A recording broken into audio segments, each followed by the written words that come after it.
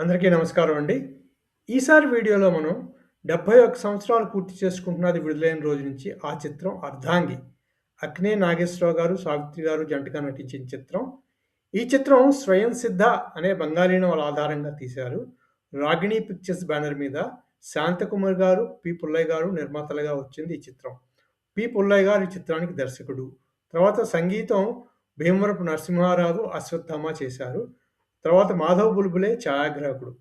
ఆ రోజుల్లోనే ఈ చిత్రం సక్సెస్‌ఫుల్‌గా నడిచి 5 కేంద్రాల్లో సద్దినోత్సవం చేసుకుంది. అదండి ఈ చిత్ర ముఖ్య టెక్నీషియన్స్‌ని గురించిన వివరాలు. తర్వాత ఈ చిత్రం పాత్రలు, పాత్రధారుల గురించి మాట్లాడుకుంటే ముఖ్య పాత్ర రఘు, రాఘవేంద్రరావు ఆ పాత్ర అక్కినేని నాగేశ్వరరావు గారు. తర్వాత పద్మ ఆ పాత్ర సావిత్రి గారు నటించారు. తర్వాత అక్కినేని గారి సవతి తమ్ముడుగా నాగేంద్రరావు పాత్రను జగ్గయ్య పోషించారు.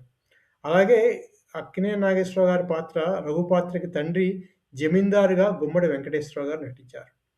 జమీందారు గారి రెండవ భార్య రాజేశ్వరిగా శాంతకుమారి గారు, అలాగే పద్మ తండ్రిగా దొరైస్వామి గారు నటించారు. అలాగే రఘు పాత్రని పెంచిన ఆయమ్మగా సురభి బాలసరస్వతి గారు నటించారండి. ఇవి ముఖ్యంగా ఈ పాత్రలు నటించిన వాళ్ళ పాత్రలు, పాత్రధారులు. ఇవన్నీ ముఖ్య పాత్రలు సినిమాలో. సూక్ష్మంగా కథ చూసుకుంటే జమీందారు గారు పెద్ద కొడుకు రఘు చిన్నప్పుడే తల్లిపోతుంది. అంచేత ఆయమ్మ దగ్గర పెరుగుతాడు. ఆయన మళ్ళీ పెళ్లి చేసుకున్న తర్వాత పుట్టిన కొడుకు నాగు. తర్వాత జమీందారు గారు వీళ్ళు పెద్దవాళ్ళయిన తర్వాత జమీందారు గారు ఒక చోట పల్లెటూరికి వెళ్ళినప్పుడు తన రైతు దగ్గర పద్మని చూస్తాడు. ఆ అమ్మాయి పద్ధతి నచ్చి ఆమెని కోడలుగా చేసుకోవాలనుకుంటాడు. కానీ బా శాంతకుమార్ గారి పాత్ర రాజేశ్వరి తన కొడుకుకి ఆమెనిచ్చి పెళ్లి చేయడానికి ఒప్పుకోదు. మీకు కావలిస్తే మీ పెద్ద కొడుక్కిచ్చి పెళ్లి చేసుకోండి అంటుంది. అప్పుడు ఆయన రఘుకి, పద్మకి వివాహం జరిపిస్తాడు. పద్మకి వివాహం జరిగినప్పుడు మాత్రమే తెలుస్తుంది తన భర్త కొంచెము మతిస్థిమితము తక్కువ ఉన్నవాడు అని చెప్పేసి. అమాయకుడు, మతిస్థిమితం తక్కువ ఉన్నవాడని.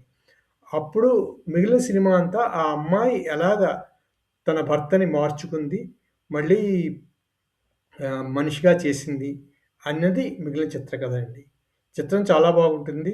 అక్కినేనికి, సావిత్రికి మరపురాని సినిమాగా నిలిచింది వారి నటనకి ఈ చిత్రం. ముఖ్యంగా జగ్గయ్య గారు ఈ చిత్రంలో కొంచెం విలన్ పాత్ర టైప్ అనమాట. రెండో కొడుకుగా.